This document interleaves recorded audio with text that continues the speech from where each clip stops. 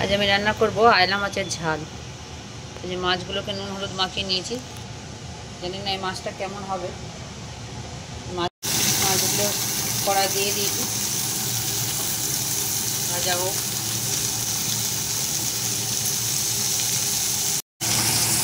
এই মাছটা খুব নরম, কাটতে কাটতেই মনে হচ্ছে যেন খুলে খুলে চলে আসছে, কিন্তু এত নরম মাছ আর কাঁটা কম, একদম শুধু মাঝের একটা চিরা আর কোনো কাঁটাই নেই বলতে গেলে। এক পিস হয়ে গেছে, আর একটু কড়া করে ভাজবো, আবার একটু উল্টো পাল্টে দেবো। মাছটা আবার একটু উল্টে দেবো।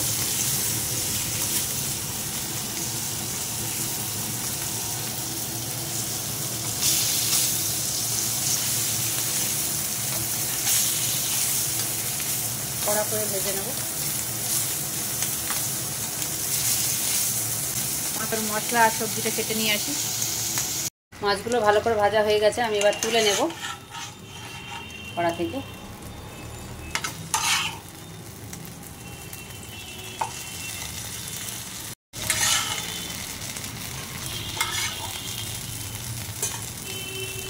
আয়লা মাছটা রান্না করার জন্যে কড়াতে দিয়ে দেবো তেল। মাছ তো আগেই ভাজা আছে, বেগুনগুলোকে একটু ভালো করে ভেজে নেব।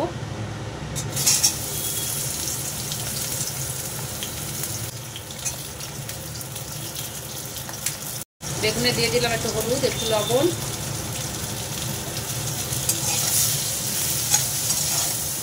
গ্যাসের সিমটা আমার কমানো আছে, বাড়িয়ে দেবো। বেগুনটা ভালো করে নুন আর হলুদটা মেখে যাক, তারপরে আমি গ্যাসটা একটু বাড়িয়ে দেবো বেগুনটা ভালো করে ভাজার জন্য।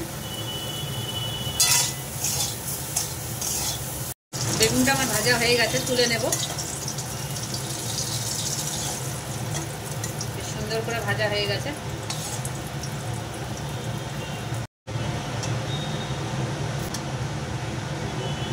এই কড়াতেই দিয়ে দিলাম আমি, এই গরম তেলেতে দিয়ে দিলাম জিরে, গরম জিরেটা দিয়ে দিলাম, একটু আলু,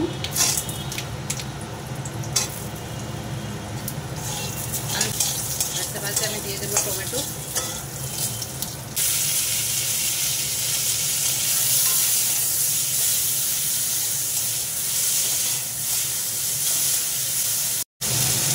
আলুগুলো ভাজতে ভাজতে ওর সঙ্গে দিয়ে দেবো একটু পেঁয়াজ কোচা,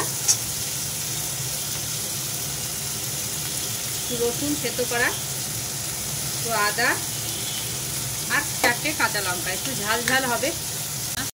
হলুদের গুঁড়ো দিয়ে দেবো, একটু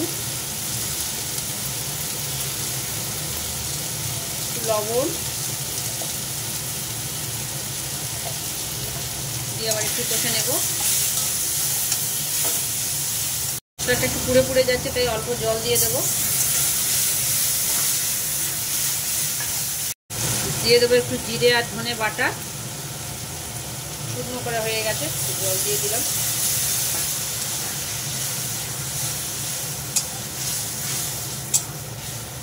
গ্রেভিটা একটু গা মাখা মাখা হোক, তারপরে জল ঢেলে দেবো। গ্রেভিটা থেকে তেল ছেড়ে ছেড়ে এসছে, এবার আমি দিয়ে দেবো জল।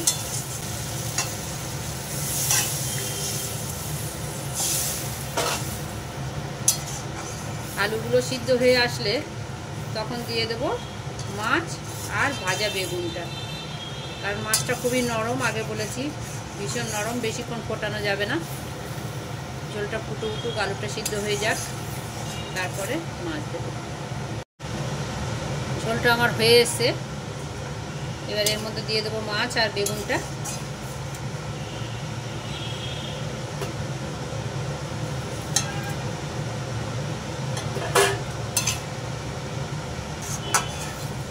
মাছগুলো একটু নুন হলুদ ভেতরে ঝোল টোলগুলো ঢুকুক।